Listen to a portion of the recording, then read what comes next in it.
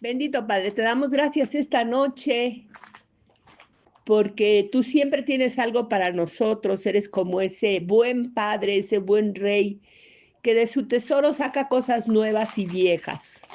Hoy vamos por una cosa vieja, pero que pensamos que al menos nos va a traer recuerdos de todas esas responsabilidades que tenemos en tu palabra, que a veces dejamos a un lado.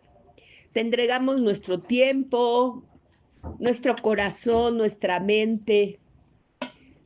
Te pedimos que a través de tu Santo Espíritu tú nos guíes a todo conocimiento, a tu palabra, a la profundidad, a hablarnos en esas áreas en que necesitamos ser invitados a no olvidar tu palabra.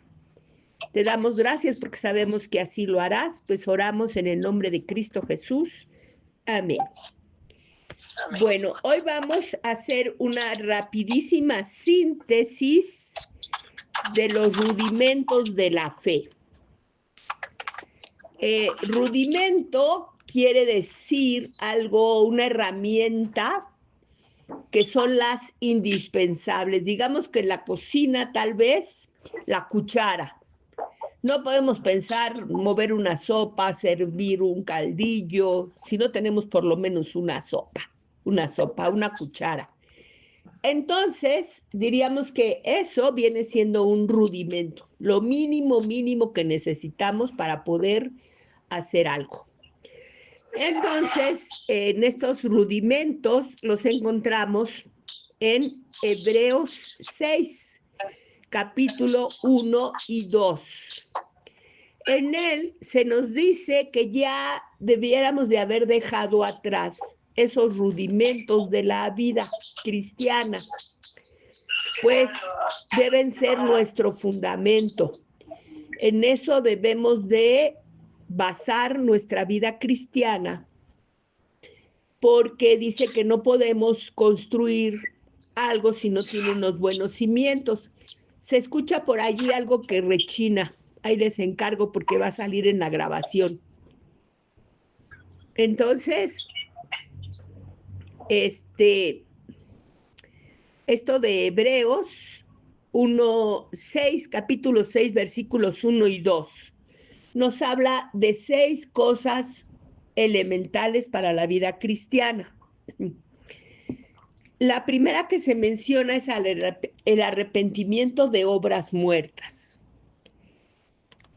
Nosotros debemos hacer de inicio una distinción entre arrepentimiento y remordimiento. Los dos son manifestaciones de incomodidad en nuestra conciencia cuando hacemos algo que sabemos que no es agradable delante de Dios. Pero el remordimiento solamente sentimos el malestar, y en el arrepentimiento ese malestar nos hace dar un giro de 180 grados y regresarnos sobre nuestros propios pasos, es decir, caminar en una dirección exactamente opuesta a la que estábamos llevando. Ahora bien, nosotros como hijos de Dios, ¿en qué debemos de arrepentirnos? Ya no de pecado, porque eso, cuando nosotros nacemos de nuevo, lo podemos hacer porque hemos reconocido nuestra condición pecadora y tomamos la salvación en el sacrificio perfecto de Cristo, que paga por todos nuestros pecados presentes, pasados y venideros. Por lo cual, ese fundamento no nos aplica, ya lo hicimos y nosotros tenemos un arrepentimiento constante de aquello que contrista al Espíritu Santo en nuestras oraciones de la mañana y de la noche. Pero entonces, ¿cuál sería el arrepentimiento de las obras muertas o cuáles son las obras muertas? Una obra no la podemos calificar de buena o mala, porque todo lo que nosotros pudiéramos juzgar bueno podría ser desagradable a los ojos de Dios, y lo que podríamos juzgar malo podría ser agradable a los ojos de Dios, como a Jesús lo censuraban, porque hablaba con publicanos y con mujeres de no buena reputación. Diríamos que ellos creían que esa era una obra mala de la cual debería de arrepentirse, pero no porque era una obra conforme a la voluntad de Dios. Entonces aquí lo que nos hace distinguir las obras vivas de las obras muertas es que si están basadas en la voluntad de Dios, en una guía personal, no en un juicio, no en una calificación conforme a la sociedad ni a nuestros propios ojos. Si Dios es el que nos guía a hacer una cosa, esa es una obra de vida porque está fundamentada en la voluntad de Dios. Si hacemos una cosa que la sociedad o nuestros propios ojos, nuestro propio juicio podría decir que es buena, si no fue dirigida por Dios, viene a ser una obra muerta, o sea, no agradable a los ojos de Dios y nos va a traer consecuencias que no son buenas. Vemos un ejemplo, nosotros alguna vez hablamos del censo que hizo David. El censo en sí no era malo.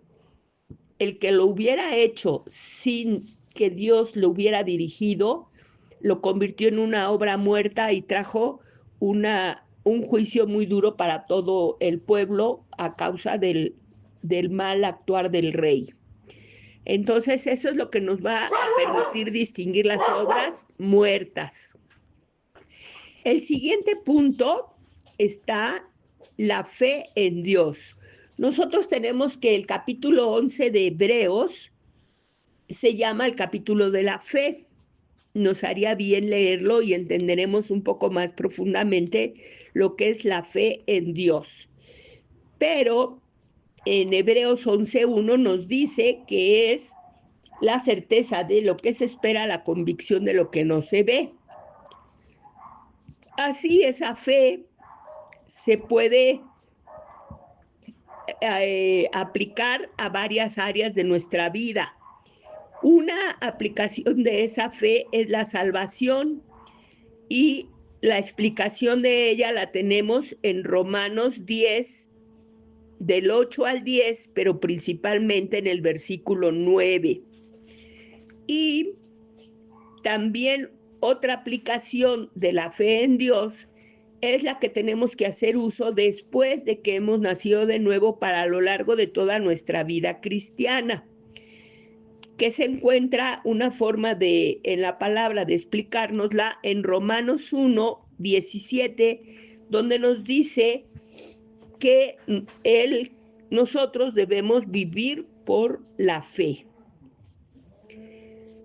La siguiente enseñanza, que es un rudimento, es un cimiento en el cual debemos de edificar nuestra vida cristiana, son las doctrinas de bautismos, así lo especifica Hebreos 6.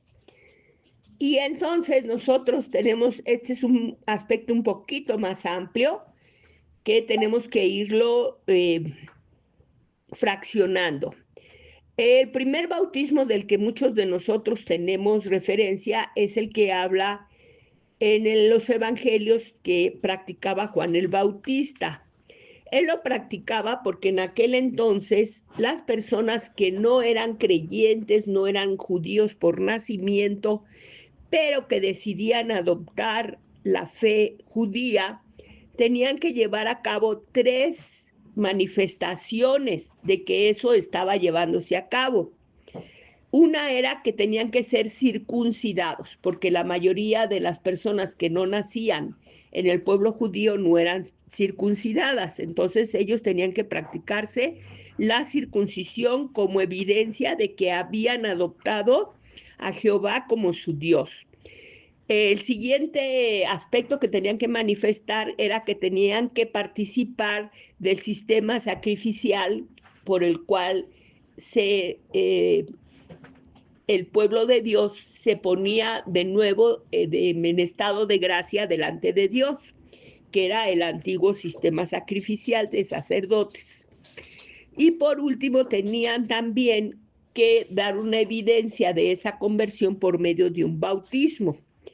Por esta razón, Juan el Bautista conocía y practicaba esa acción de bautizar a la gente. Pero el bautismo que él practicaba era un bautismo de arrepentimiento, decía a la gente, lo llamaba arrepiéntanse pecadores porque el reino de los cielos se ha acercado.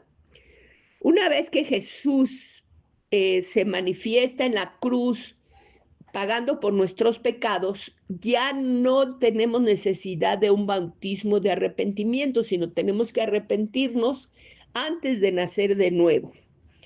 Entonces, ese ya no se practica. Tenemos el bautismo de Cristo, que nos lo menciona más profundamente Efesios 4:5. Nos habla que hay una sola fe, un solo Señor, un solo bautismo para todos nosotros los que hemos decidido poner nuestra confianza en el sacrificio de Cristo en la cruz. También tenemos bautismos en agua que se siguen practicando. El mismo Jesús practicó un bautismo en agua. Él se menciona su bautismo en Mateo 3, 16 y 17, y vemos que allí es donde Dios expresa desde los cielos que este es su Hijo amado. Ahora bien, en este bautismo se ve la plenitud de Dios, pues está presente el Padre, el Hijo y el Espíritu Santo.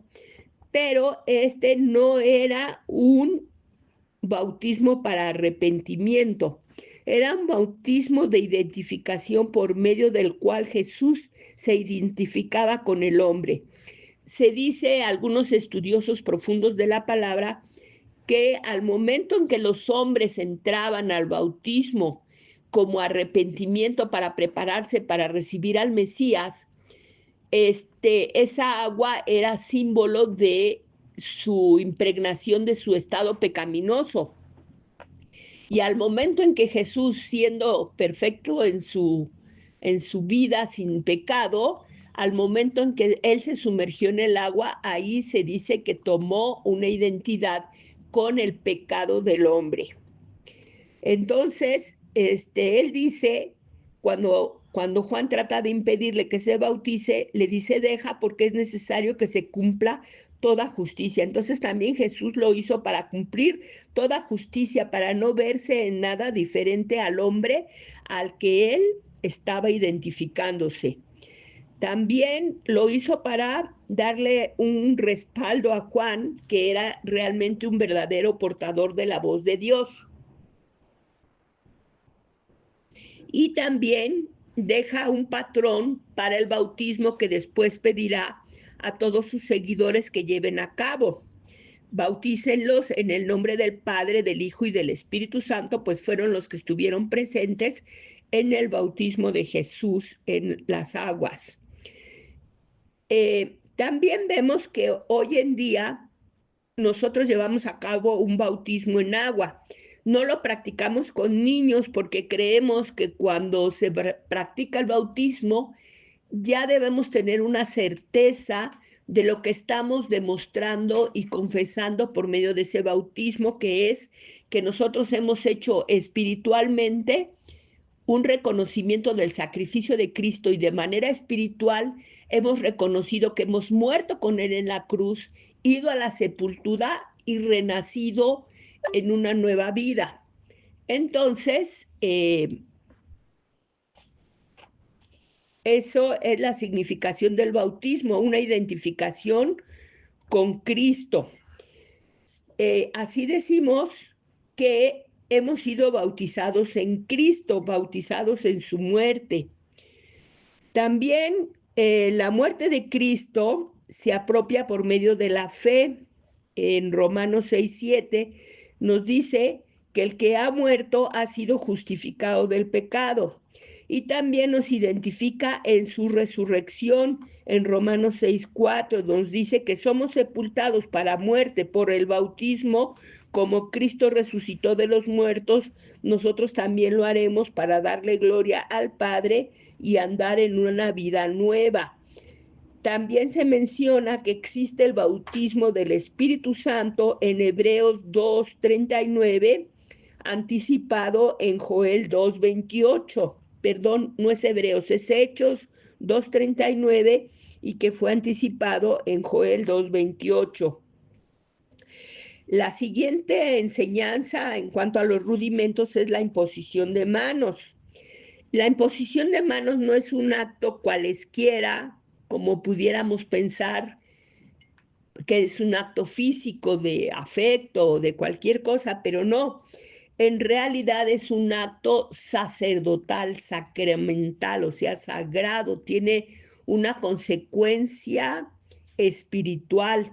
De ahí que se nos advierte en Primera de Timoteo 5:2 que no se impongan las manos con ligereza. Esto es, no lo tomes a la ligera, es un acto muy importante, muy profundo, espiritual, que tiene efectos en la persona que impone las manos y en la persona que se deja imponer las manos. De ahí que todos debemos de ser cuidadosos con a quién imponemos manos y quién nos impone las manos. También es un sistema que viene desde los tiempos de Adán, porque a través de esa imposición de manos se bendecía a la descendencia. Pero entonces este es un acto que por medio de él se hace una transmisión, ya sea en aquel entonces como de linaje, o también una bendición para un nombramiento, para otorgar dones. Hay infinidad de circunstancias muy extensas en las que se usa la imposición de manos. De allí que pues estamos ahorita haciéndolo muy sintéticamente, solamente como un recordatorio y para aquellos que nunca habían escuchado de estos rudimentos, como una introducción. El siguiente punto es la resurrección de los muertos. Nosotros vemos que todas las personas tienen conciencia de que van a morir. No necesitan ser creyentes ni necesitan tener una religión, aunque en todas las religiones se tiene una concepción de la muerte, una explicación y unas creencias que se tienen que ver con esa forma de religiosidad que el hombre tenga. Pero aunque el hombre no tenga, se considere ateo, agnóstico, tiene conciencia de la muerte, sabe que va a morir. Así nosotros también, ante esa muerte, tenemos que buscar qué es lo que nos habla la palabra. Y vemos en Primera de Tesalonicenses 4, del 16 al 17, donde se nos dice que con voz de mando, con voz de arcángel, con trompetas de Dios, seremos llamados a reunirnos con Cristo en los cielos y que habrá un orden para las resurrecciones. O sea, va a haber diferentes tiempos de resurrección. También este tema, como todos los que estamos viendo, son muy extensos. En este momento solamente los estamos tratando de manera muy superficial para recordarnos que ellos existen, que son doctrinas que debemos de dominar nosotros, los que ya tenemos un tiempo en la vida cristiana, y que si vamos iniciando, pues vayamos analizando las enseñanzas que recibimos en base a que vayan llenando estas bases espirituales. Después de esta resurrección, que hablamos de que lo principalmente que esperamos, que se está tratando, es que esperamos recibir un cuerpo celestial en cualquiera de esas resurrecciones que se van a ir dando en diferentes tiempos. Lo que acontece, y por eso se llama resurrección, porque dice que se siembra cuerpo animal, pero se levanta cuerpo celestial. Entonces, igual que fue Jesús, el mismo Jesús cuando resucitó de los muertos, vemos que tenía unas características que no tenía durante su tiempo antes de ir a la cruz, antes de visitar la muerte. Entonces, él ya posteriormente a esa resurrección atravesaba paredes, se aparecía y se desaparecía. No era tan identificable porque su cuerpo celestial no era tan igual a su cuerpo físico. Era un cuerpo pues glorioso, celestial, ya perfecto. Otra vez está chillando el teléfono. A ver si alguien por allí nota qué pasa. Luego tenemos, por último, la última cimiento que debemos tener firme en nuestra vida cristiana es el juicio eterno. Este aparece en Juan 3:18, nos dice algo muy importante que tenemos de tener presente, que dice que al que cree no es condenado. Entonces, este juicio eterno no nos incluye a nosotros, pero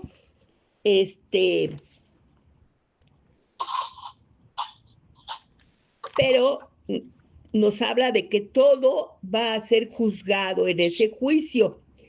Pues partimos desde el punto de vista que nuestro Dios es un Dios justo y nos dice que está establecido para el hombre que muera una sola vez y después de eso el juicio. Nosotros también enfrentaremos un juicio, pero es diferente al de las personas que no han nacido de nuevo. De todos modos, el juicio de parte de Dios va a llevarse a cabo tomando en consideración varios aspectos. Uno es conforme a la verdad, conforme a las obras, tanto de los creyentes como de los incrédulos, también en cuanto a las razones y los secretos del corazón y a la cantidad de luz, de iluminación, de enseñanza, de palabra que hemos recibido de parte de Dios. Este juicio también tenemos la certeza de que va a ser imparcial, pues lo va a ejercer el verdadero juez, que es nuestro Dios, que es un juez justo. Con él tenemos la certeza de dos cosas: que va a existir un juicio y que ese juicio será imparcial. Que los cristianos también vamos a ser sometidos a un juicio, tenemos la evidencia en Primera de Pedro 4:17, donde se nos dice que el juicio empieza por la casa de Dios. Entonces, ahí nosotros sabemos que hemos de presentarnos a un juicio, pero ahí se nos habla de que podemos recibir diferentes coronas, que en algunas partes de la Biblia también se nos prometen como galardones.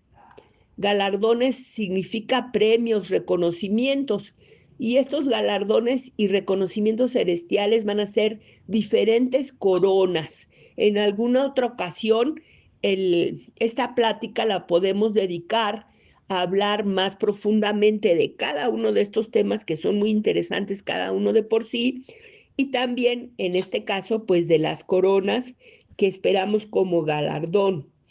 Entonces se nos habla que el juicio eterno se va a llevar a cabo y que habrá un tribunal de Cristo y un gran trono blanco.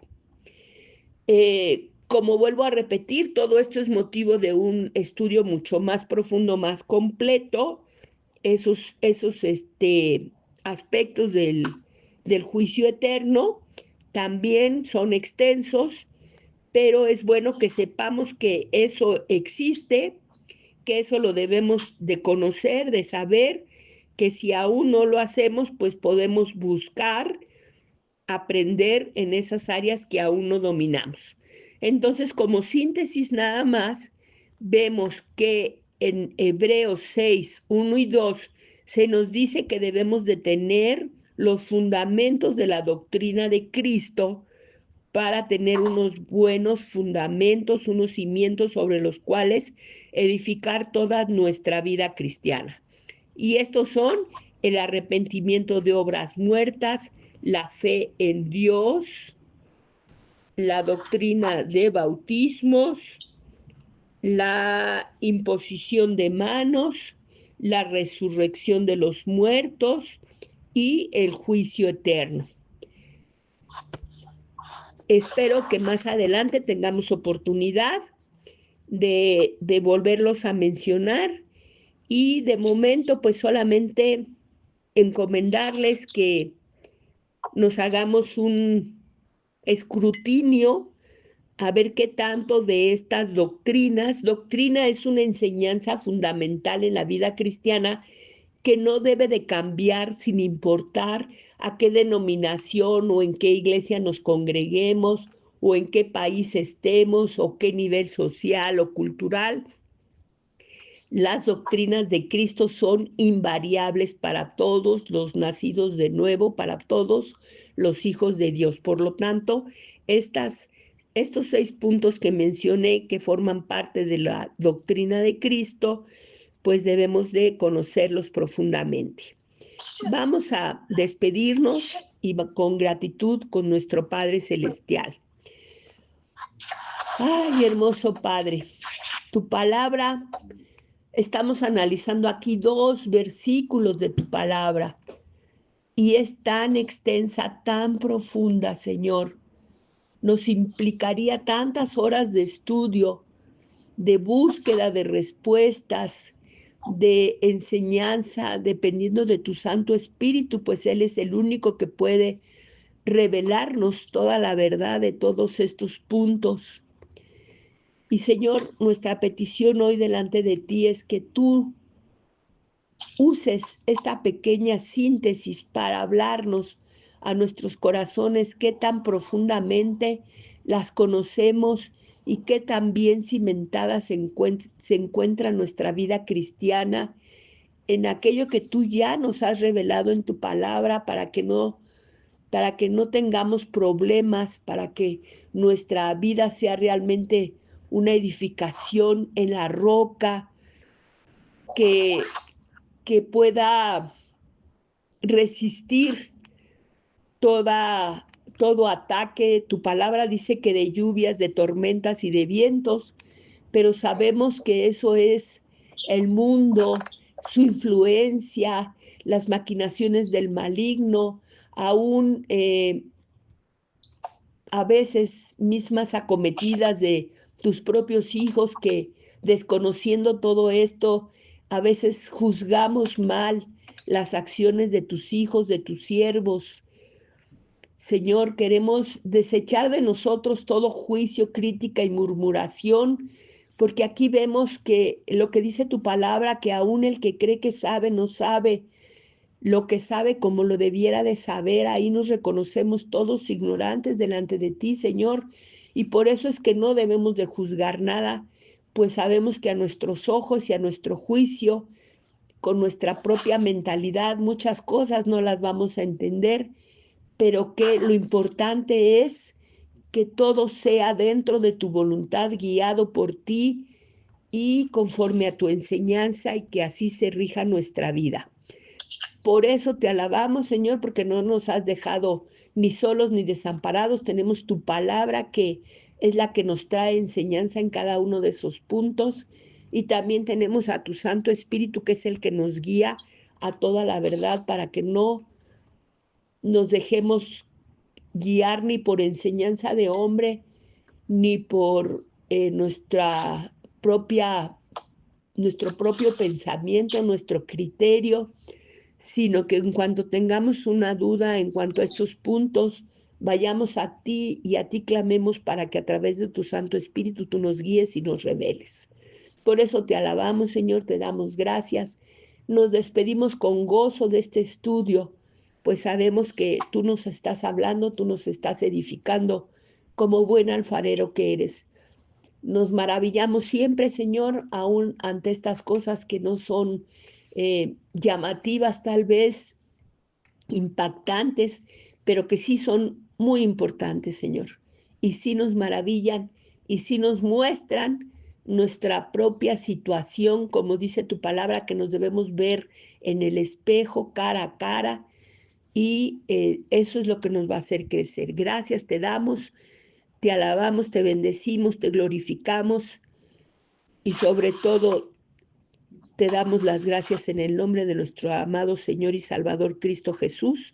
Amén.